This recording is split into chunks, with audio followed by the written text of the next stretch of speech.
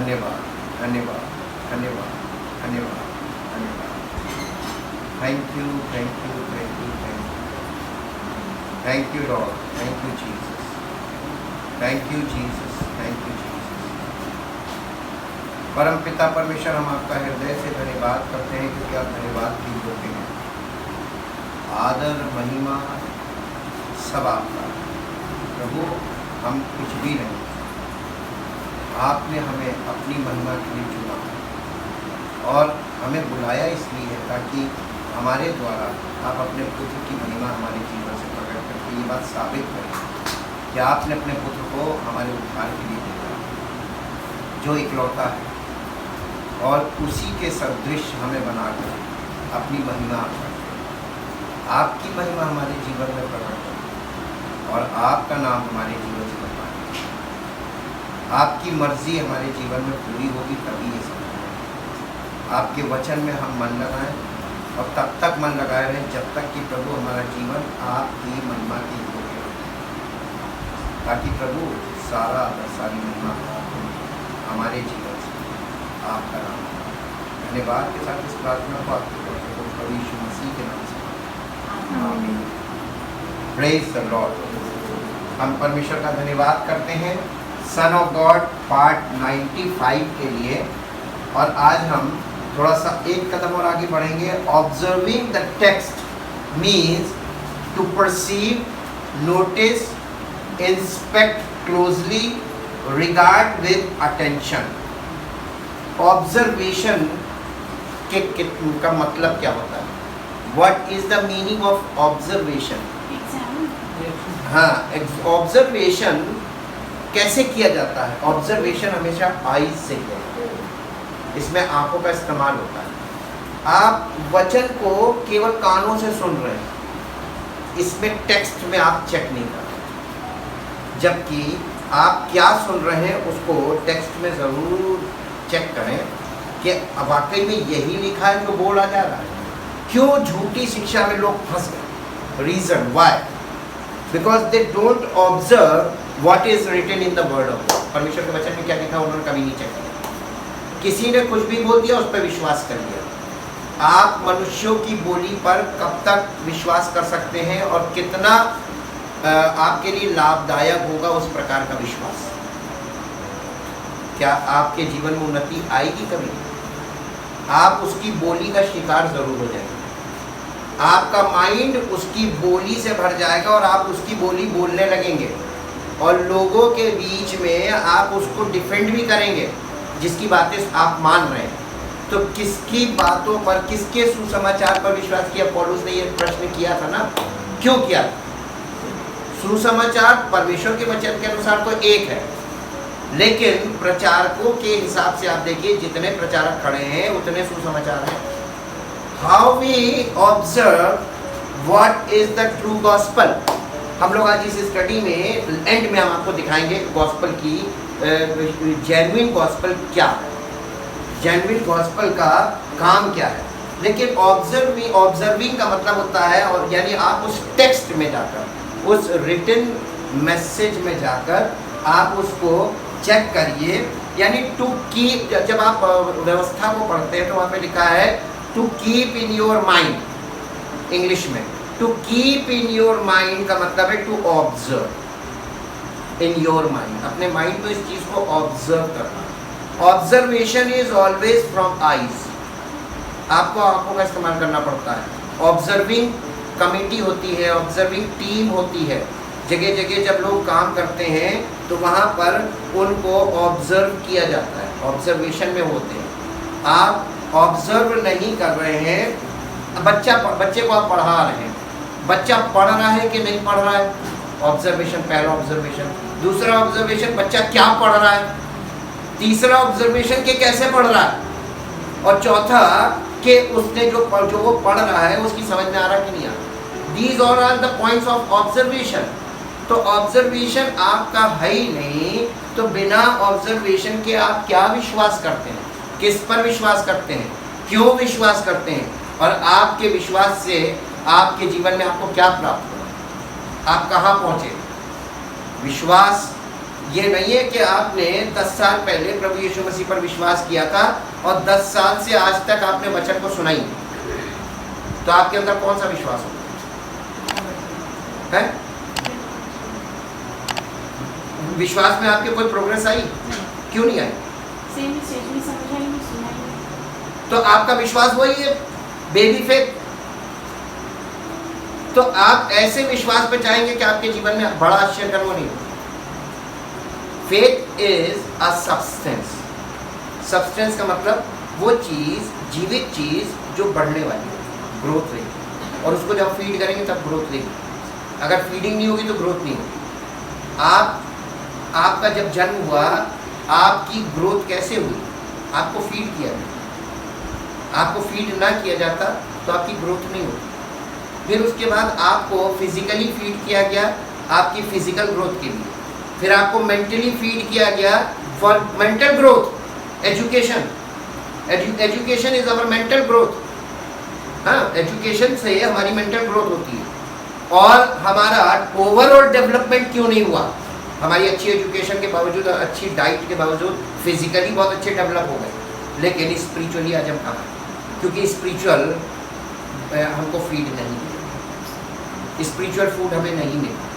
ठीक, ऑब्जर्वेशन बहुत ज़रूरी है स्पिरिचुअल लाइफ में और परमेश्वर के वचन में, लिखित वचन में। तो हमारे पास टेक्स्ट बुक होनी चाहिए, hard copy.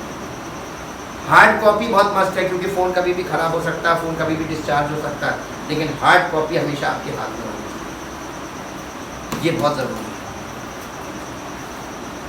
Example of observation. Observation का एग्जाम्पल देखेंगे परमेश्वर के वचन के अनुसार।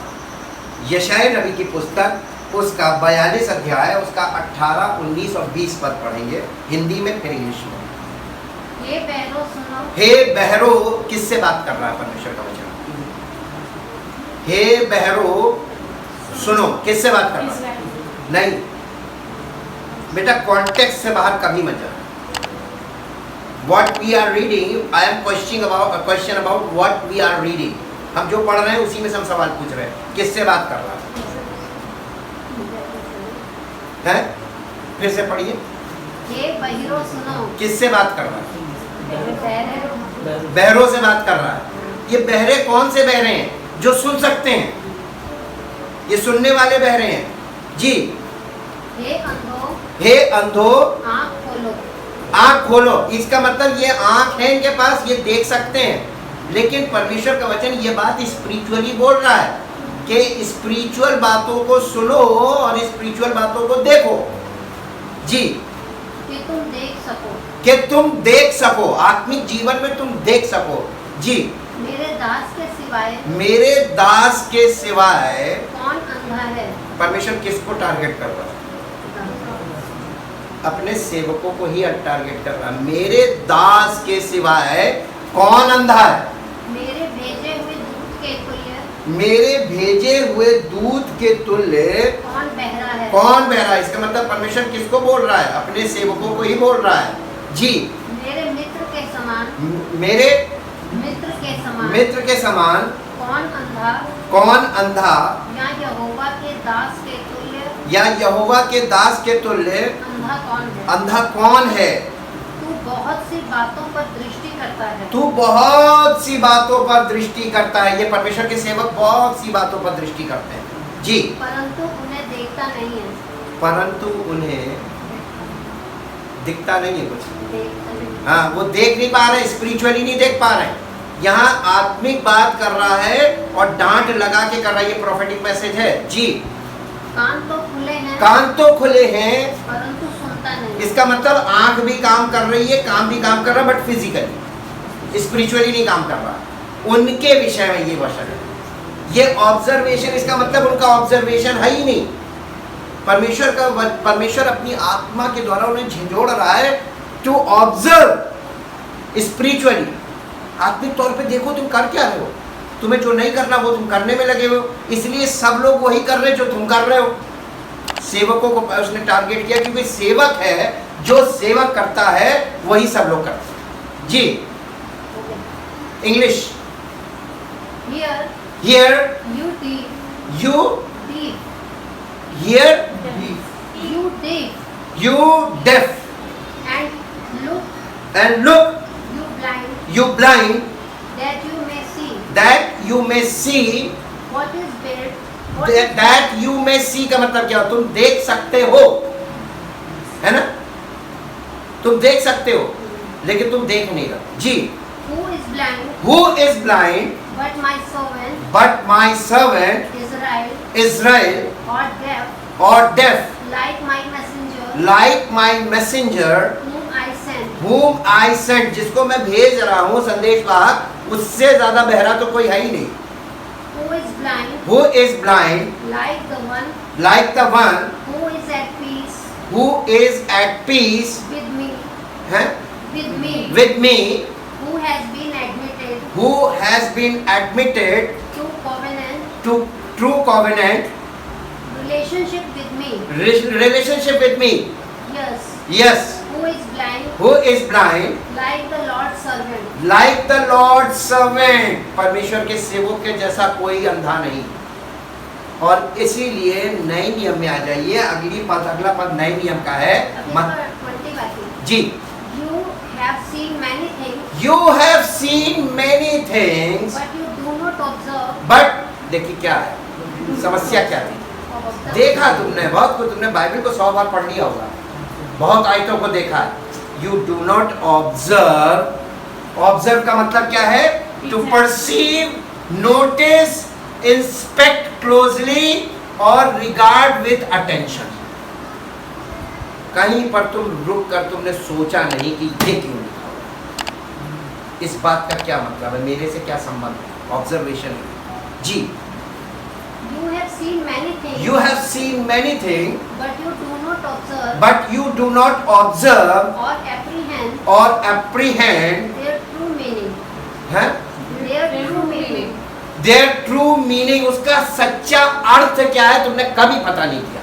His ears are open, His ears are open, but he hears not. but he hears not. तुमने पवित्र आत्मा से कभी भी सत्य को सुनकर एक्सपेक्ट नहीं किया और उसको कंफर्म नहीं किया। पवित्र आत्मा के द्वारा वचन का कंफर्मेशन तुमने नहीं लिया, तुमने ट्रू मीनिंग का पता नहीं किया, तुमने जो कुछ तुम्हारे मन में उसकी मीनिंग आई वही तुमने प्रीच कर दिया। यही टीचिंग और प्रीचिंग है। फॉल्स टीचिंग कैसे बनती है? आदमी ऑब्जर्व ना करे और केवल पढ़े और प्रचार कर दे। कितने लोग ऐसा कर रहे होंगे? सब लोग यही कर रहे हैं, क्योंकि परंपरा एक चल जाती है और वो परंपरा सब फॉलो करते हैं, पर एक दूसरे की पीठ को फॉलो करते हैं। जो उसने लकीर चला दी, बस उसी लकीर पर सब चल पड़ते हैं। ये ट्रेडिशन बन जाता है। मत्ती रचित सुसमाचार 13 अध्याय 13 से 15 पद यहाँ पर पढ़िए। नए नियम में यीशु मसीह क्या कहते हैं? मैं उनसे दृष्टांतों में इसलिए बातें करता हूँ कि वे देखते हुए नहीं देखते, कि वे देखते हुए नहीं देखते। देखिए वहां भविष्यवाणी में बोला गया, वही चीज यीशु मसीह फिर रिपीट कर रहा है। वे देखते हुए नहीं देखते और सुनते हुए नहीं और सुनते हुए नहीं सुनते और नहीं समझते। और नहीं समझते। उनके विषय में यशाया की ये भविष्यवाणी पूरी होती है।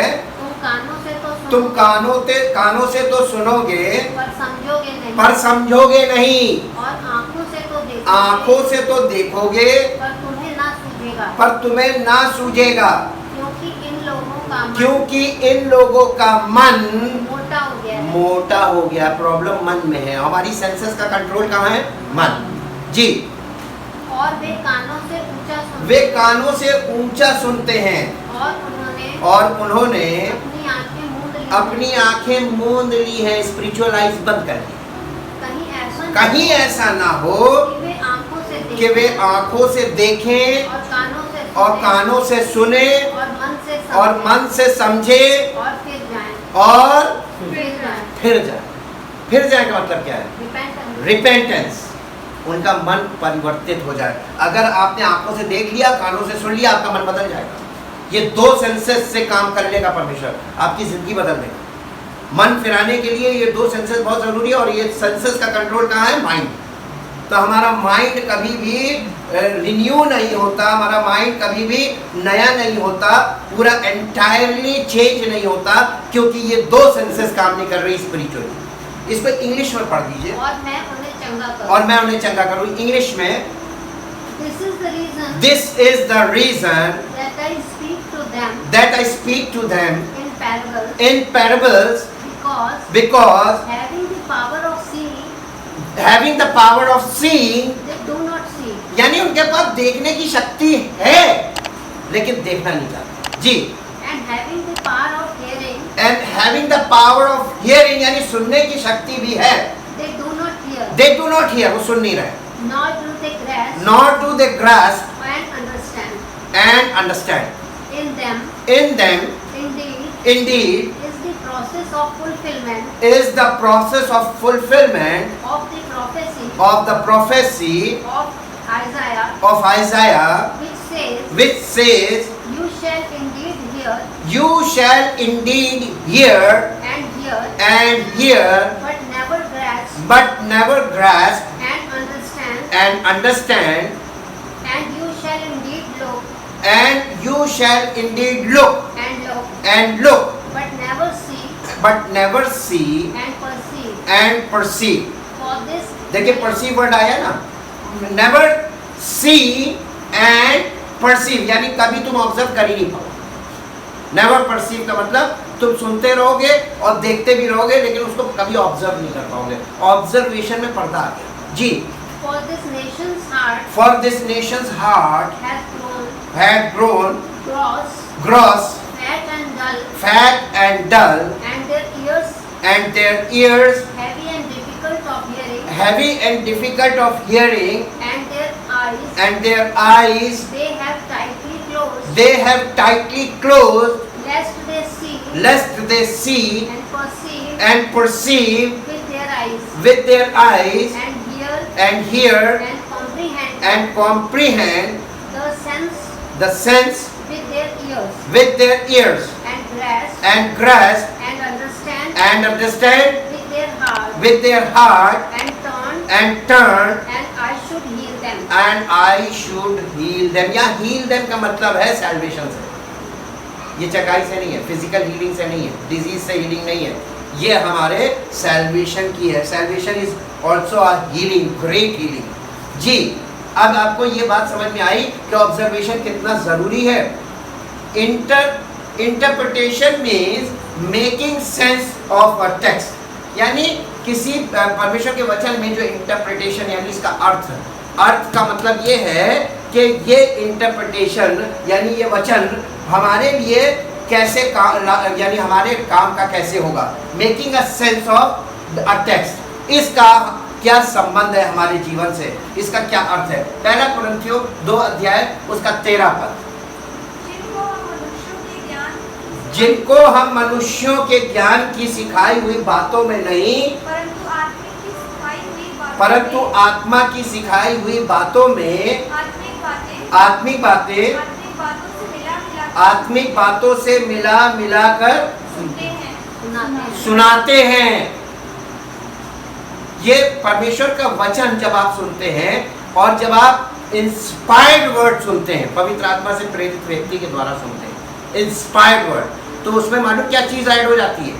वो माइंड से तो बोल नहीं रहा है, परमेश्वर की आत्मा के द्वारा जो आपको वचन दिया जा रहा है वो वचन आत्मिक बातों को आत्मिक बातों से मिला कर व्यक्त किया जा रहा है। इंग्लिश में पढ़िए, थोड़ा और क्लियर हो जाएगा। And we are setting these truths forth in words not taught by human wisdom, but taught by the Holy Spirit, combining and interpreting spiritual truths with spiritual language, यानी आत्मिक बातों को आत्मिक भाषा में कन्वर्ट करके आपको दिया जाता है। इंस्पायर्ड वर्ड का मतलब inspired preaching and inspired teaching का मतलब यही होता है। आत्मिक बातों को आत्मिक सत्य को आत्मिक बातों में कन्वर्ट करके देना, और बिना पवित्र आत्मा की ये कन्वर्ट नहीं होगा। वो that is called the inspired preaching और teaching. to those who to possess those, ये उन लोगों के लिए काम करता है, to those who possess the who possess the Holy Spirit. Holy spirit, जिनके पास पवित्र आत्मा होता है ना, जो बॉर्न अगेन हो गए, उनके जीवन में जाके खट से इसकी मीनिंग खुल जाएगी, इंटरप्रेट हो जाएगा उनके लिए। लेकिन बाकी लोग जिनके पास होली स्पिरिट नहीं मिला, तो उनके लिए तो सबसे पहला कदम क्या होता है? उनकी समझ में आएगा नहीं कुछ, है ना? वो सुनते रहेंगे, सुनते रहेंगे, सुनते रहेंगे, सुनते रहेंगे, उनको कुछ नहीं समझ में आएगा। मालूम क्यों? क्योंकि उनको होली स्पिरिट नहीं मिला। Holy Spirit is the ability to understand the word, spiritual words.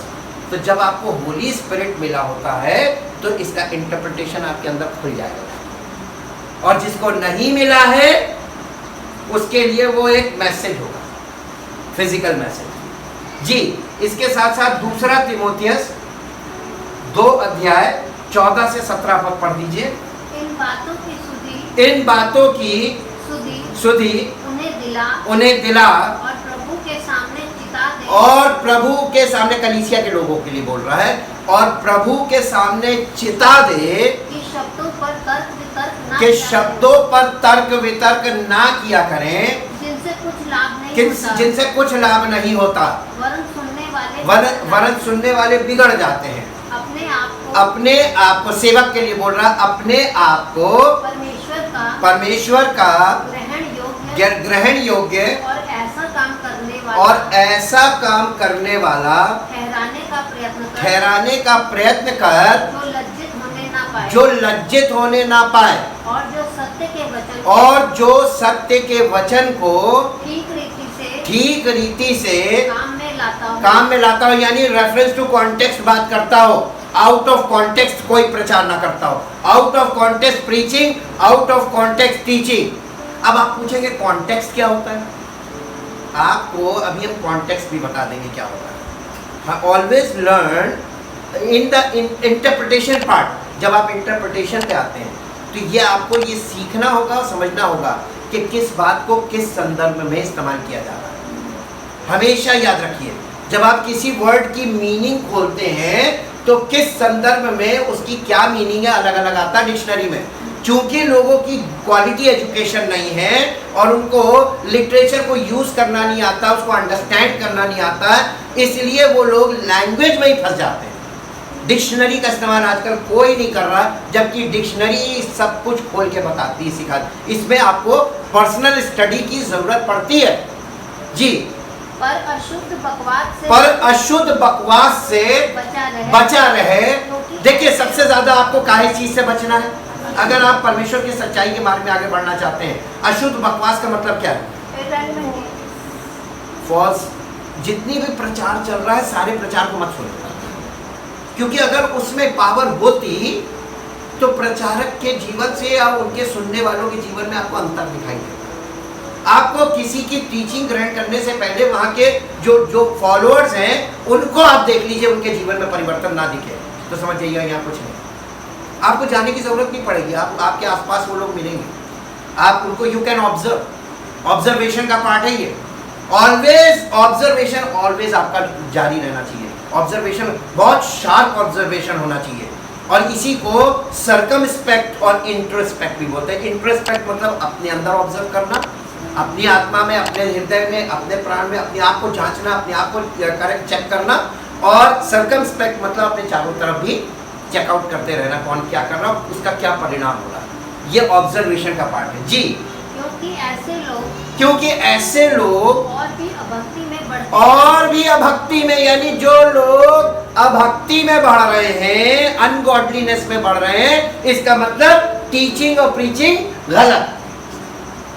जी, और उनका वचन सड़े घाव की तरह इंग्लिश में लिखा हुआ है गैंग्रीन, सड़े घाव की तरह फैलता जाएगा। यानी उनका वचन इतनी तेज फैलता है, इतनी तेज जैसे गैंग्रीन फैलता है, फास्ट, उसमें फास्ट मूवमेंट होती है।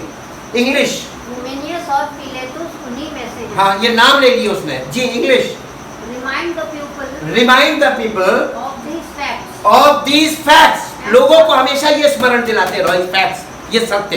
जी, and solemnly charge them presence of the Lord in the presence of the Lord to avoid petty petty controversy over over words words which does not good, which does not good, but but upsets upset and undermines and undermines the faith of the hearers. the faith of the hearers. Study and be eager Study and be eager to do your utmost to do your utmost to present to present yourself yourself to God approved, to God approved, tested by trial, a workman a workman who has who has no cause to be ashamed, correctly analyzing and accurately dividing, rightly handling and skillfully teaching the word of truth. the word of truth. कितने points इसमें लगाए गए हैं कि आप दूसरे को सिखाने से पहले आपको कितनी प्रिपरेशन चाहिए और आपको यानी उन सब चीजों में साबित होना है बाय ट्रायल्स। जी ये वाला ये इंटरप्रिटेशन के लिए बहुत मस्त है। But avoid all empty, all empty, vain, useless, idle talk, for it will lead people into more and more ungodliness, and their teaching will devour it, will eat it, यानी डिवर it का मतलब उनकी जो शिक्षा है वो उन्हें खा जाएगी। डिवर इट मतलब it will eat its way like cancer, or spread like gangrene, and or spread like gangrene. so So it is it is with Hymenaeus and Philistus। नाम ले लिए, जैसे उन लोगों की शिक्षाओं ने लोगों की जिंदगियों को बर्बाद कर दिया, आत्मिक जीवन नष्ट कर दिया। Purpose of the scripture to reveal God's plan and purposes throughout human history। दूसरा तिमोथियस 3 अध्याय 16 और 17 पर परमेश्वर के वचन का उद्देश्य क्या है? दूसरा तिमोथियस 3 संपूर्ण पवित्र शास्त्र परमेश्वर की प्रेरणा से रचा गया। कितना संपूर्ण? जी। और ये उपदेश और समझाने और सुधारने और धार्मिकता की शिक्षा के लिए लाभदायक है, ताकि परमेश्वर का जन सिद्ध बने और हर एक भले काम के लिए तत्पर हो जाए। हर एक भले काम के लिए या धर्मी बन जाए, ऐसा लिखा है। आपको ये टीच करता है, ये आपको द वे ऑफ राइचियसनेस, आपको गॉडलीनेस में ले जाके खड़ा करता है, आपको यीशु मसीह के स्वरूप में परिवर्तित करके खड़ा करता है। ये इसका काम अलग है। जी English. Every scripture is God breath, हाँ breath, given by his inspiration and profitable for instructions, for reproof and conviction of sin, for correction of error and discipline in obedience, and for training in righteousness, in holy living, in conformity to God's will, in thought, purpose and action, so that the man of God may be complete and proficient, well fitted and thoroughly equipped for every good work, ताकि परमेश्वर का जन सब अच्छे कामों के लिए, भले कामों के लिए तैयार हो जाए। ये प्रिपेयर करता है। तो ये स्टडी तो मस्ट है, इसके बिना हम प्रिपेयर नहीं हो सकते। The preparation of our spiritual life, study is must. Written word is for our learning. रोमियो की पत्री 15 अध्याय का 4 पद। जितनी बातें पहले से लिखी गई वे हमारी ही शिक्षा के लिए लिखी गई हैं कि हम धीरज और पवित्र शास्त्र की पवित्र शास्त्र के प्रोत्साहन द्वारा आशा रखें। English, for whatever was thus written in former days was written for our instruction, that by our steadfast and patience, endurance and the encouragement drawn the scriptures, we might hold fast to and cherish hope, ताकि हमारे अंदर आशा पैदा करे। तो परमेश्वर का वचन हमारी शिक्षा के लिए भी है, और उस पर जब हम फोकस करते हैं और उसको अपने जीवन में एक्सेप्ट करते हैं तो हमारे अंदर आशा पैदा होती है। उसके बाद Bible is the ultimate proof of our faith. यूहन्ना रचित सुसमाचार 5 अध्याय का 39 और 40 पद। तुम पवित्र शास्त्र में ढूंढते हो क्योंकि ये समझते हो कि उसमें अनंत जीवन तुम्हें मिलता है, और ये वही है। यीशु मसीह कह रहे हैं ये वो है जो मेरी गवाही देता है। फिर भी तुम जीवन पाने के लिए मेरे पास आना नहीं चाहते। अब देखिए, इसमें एक बात सीखिए, रेफरेंस टू कॉन्टेक्स्ट। हमने यहाँ पे क्या लिखा है? Bible is the ultimate proof of our faith. परमेश्वर का वचन अल्टीमेट प्रूफ है हमारे विश्वास का।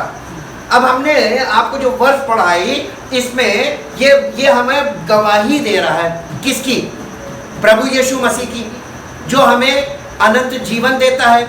और अनंत जीवन के लिए यीशु मसीह कह रहा है तुम मेरे पास आना नहीं चाहते कि तुमको मैं जीवन दूं। तो हमको विश्वास परमेश्वर के वचन पे ये करना है कि ये हमको जिसके बारे में बोल रहा है उसकी शरण में जाना है। तो हमको वचन किसकी शरण में भेज रहा है? तो कॉन्टेक्स्ट क्या होगा?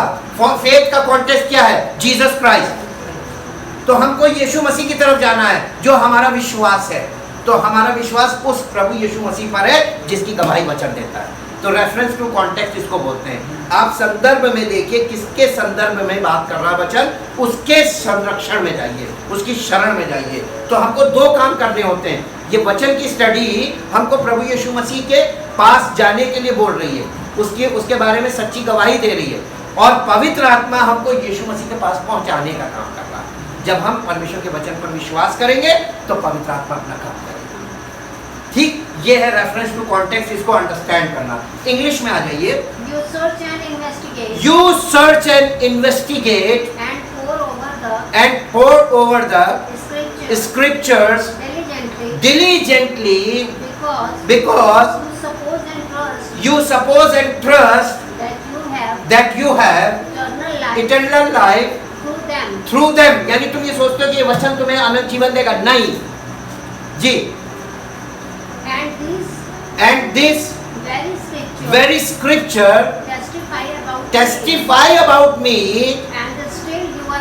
and still you are not willing, but refuse to come to me, so that you might have life. तुम मुझसे जीवन पाने के लिए मेरे पास आना ही नहीं चाहते। तो आपको वचन क्या कह रहा है? कि वचन पे विश्वास करो, अपने घर में बैठो। वचन आपको किसी के पास भेज रहा है, और वो आत्मा है। बिना पवित्र आत्मा के आप वहाँ तक नहीं पहुँच सकते। ठीक, तो आपको उसकी शरण में लेके पहुँच जाए पवित्र आत्मा। तो जैसे ही आप विश्वास करते हैं, पवित्र आत्मा आपको इसीलिए दिया जाता है ताकि पवित्र आत्मा आपको मसीह में बनाए रखे और मसीह में बढ़ाए। ठीक, तो रीजन क्लियर हो जाता है। Research God's word to gain key insights, a key to engrafting God's word into our lives is deepening our understanding of it by studying passages of scripture, understanding the meaning of root words and considering cross references and historical data. Bible interprets itself. यानी परमेश्वर के वचन में आपको insights कैसे मिलेगी जब आप उसका अध्ययन करेंगे. इंसाइट का मतलब आपकी गहरी गहरी बातें. और इसके लिए प्रेरितों के काम 17 अध्याय से 11 पद पढ़िए. ये लोग तो थेसलोनिकी के यहूदियों से भले थे और उन्होंने बड़ी लालसा से वचन ग्रहण किया और प्रतिदिन पवित्र शास्त्रों में ढूंढते रहे कि ये बातें यूं ही है कि नहीं. इसका मतलब ये लोग जब किसी की टीचिंग और प्रीचिंग सुनते थे पहली सदी की कलीसिया में, तो वो विश्वासी क्या करते थे जिन्होंने यीशु मसीह पर विश्वास किया था? वो उनकी प्रीचिंग पर विश्वास नहीं करते थे, वो टेक्स्ट में जाकर चेक करते थे कि जैसा ये बोल रहे हैं एज इट इज यहीं से बोल रहे हैं कि अपने मन की बोल रहे हैं. आज क्या कर रहे हैं लोग? सबकी बातों पर विश्वास कर रहे, सबके प्रचार पर विश्वास कर रहे, सब सच्चे हो गए. तो फिर अधर्म क्यों बढ़ गया और यानी अभक्ति क्यों बढ़ गई? इसका मतलब वचन गलत बता रहा है. वचन जब कुछ सही बता रहा है तो उसके हिसाब से आप परमेश्वर के नजरिए से देखना शुरू कीजिए. ये अपने आजकल के जो प्रचारक हैं इनके नजरिए से देखना बंद कीजिए. परमेश्वर के वचन को, सच्चे वचन को इसके नजरिए से. जब आप वचन के नजरिए से देखेंगे तब आपको सच्चाई दिखेगी कि कुछ नहीं, सब झूठ है, सब झूठ है, सब गलत है. ये इन लोगों से हमें ये हमारे हमको इंग्लिश में पढ़ दीजिए इनके बारे में. Now these Jews were better disposed and more noble than those in Thessaloniki, for they were entirely ready and accepted and welcomed the message concerning the attainment through Christ of eternal salvation. यानी यीशु मसीह के द्वारा ही उद्धार है. इस बात को वो check करते थे कि प्रचारक किसके द्वारा उद्धार देने की बात कर रहा है. तुम दुआ करोगे तुम्हें उद्धार मिल जाएगा, तुम चर्च आओगे तुम्हें उद्धार मिल जाएगा, तुम दान दोगे तो तुम्हें उद्धार मिल जाएगा. ये वाला मतलब सुसमाचार सुना रहा है. या यीशु मसीह पर विश्वास करोगे तो तुम्हारे पापों की क्षमा होगी और तुम्हें अनंत जीवन मिलेगा. ये वाला, ये देखिए उसमें लाइन लिखी हुई इंग्लिश में कि वो क्या विश्वास करते थे. वो अपने विश्वास की उस लाइन को चेक करते थे. जी जी.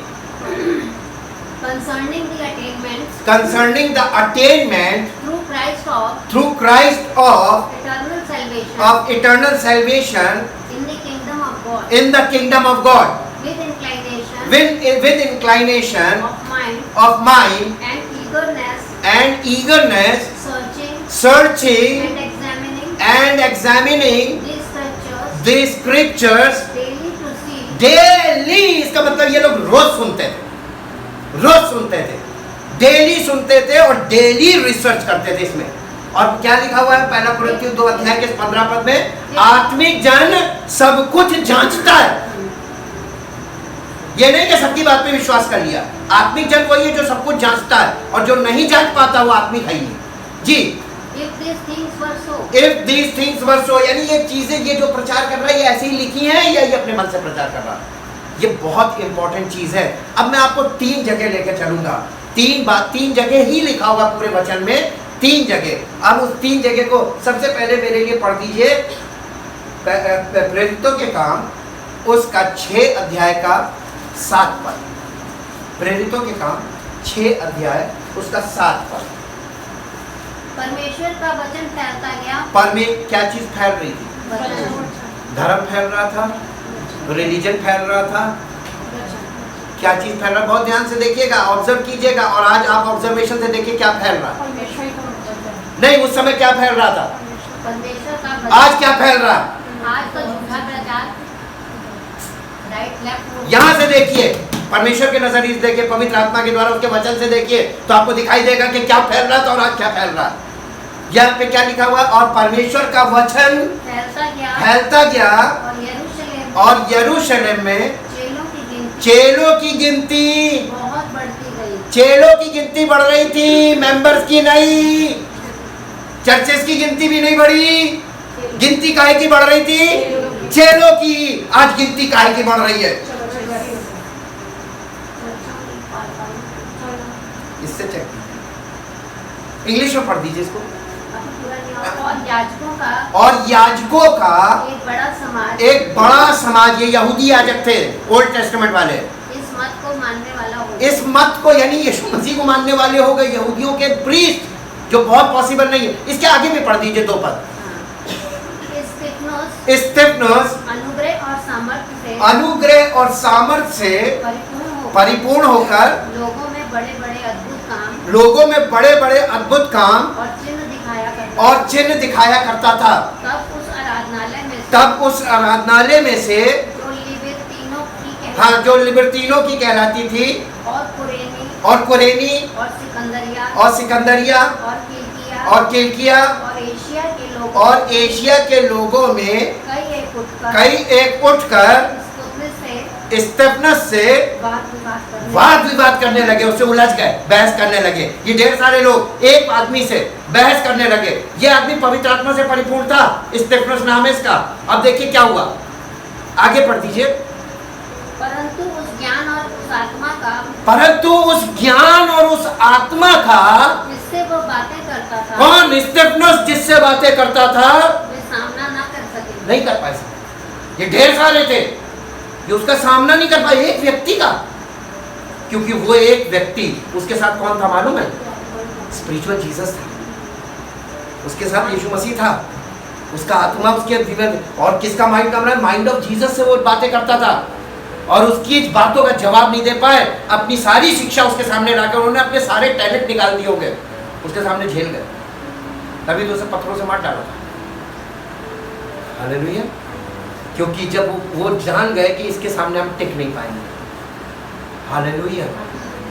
जी, इंग्लिश में पढ़ दीजिए इसको। And the message of God, and the message of God, अब तो ध्यान से सुनिए। And the message of God kept on spreading, and the number of disciples multiplied greatly in Jerusalem, and besides a large number of the priests were obedient to the creed, to the faith in Jesus, and Jesus as the Messiah, through whom is obtained eternal salvation in the kingdom of God। देखिए वही line check कर रहे थे, वही line आ रही है जी। Now Stephen, full of grace, divine blessing and favor and power, strength and ability, worked great wonders and signs, miracles among the people. However, some of those who belong to the synagogue of the freedom, freed Jewish slaves, as it was called, and of the synagogue of the Syrians, of the Alexandrians, and of those Kilkia, and the province of Asia arose and undertook to debate and dispute with Stephen, but they were not able to resist the intelligence and wisdom and the inspiration of the Spirit with which and by whom and by whom he spoke. He spoke. जिस आत्मा और जिस intelligence के साथ वो बात करता था उसका सामना नहीं कर पाया। यही तरीका है परमेश्वर का सच्चाई को एक व्यक्ति के द्वारा, एक व्यक्ति काफी है तहलका मचाने के लिए। जी, अब इसके बाद हम एक और वर्ष निकाल लीजिए जो आपको मिलेगी प्रेरितों के काम की पुस्तक, उसका 12 अध्याय, उसका 24 पद। 12 अध्याय का 24 पद। परंतु परमेश्वर का वचन दृढ़ता वचन बढ़ता और फैलता, वचन बढ़ता और फैलता गया। क्या चीज बढ़ रही है और क्या चीज फैल रही है? वचन। आज क्या चीज बढ़ रही है, क्या चीज फैल रही है? ऑब्जर्वेशन कीजिए जी। English. But the word of the Lord concerning the attainment through Christ of salvation in the kingdom of God continue to grow and spread। ये ट्रू गॉस्पेल फैल रहा था जी। जी, इसके साथ एक और पद निकाल लीजिए जो आपको मिलेगा 19 अध्याय, इसी में प्रेरितों काम 19 अध्याय का 20 पद। 19 का 20। इस प्रकार प्रभु का वचन बलपूर्वक फैलता और प्रबल होता गया। English.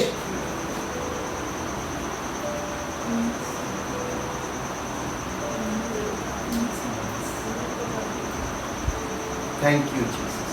Thus the word of Lord concerning the attainment through Christ of eternal salvation in the kingdom of God grew and spread and intensified, prevailing mightily.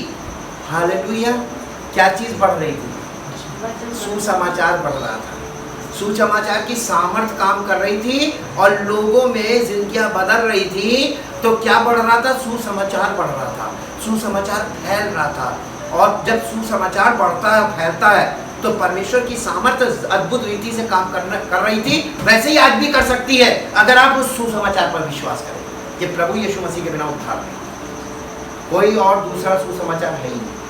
Thank you Jesus, thank you Lord. परमपिता परमेश्वर, हम आपके पवित्र वचनों के लिए और पवित्र आत्मा के लिए बहुत धन्यवाद करते हैं।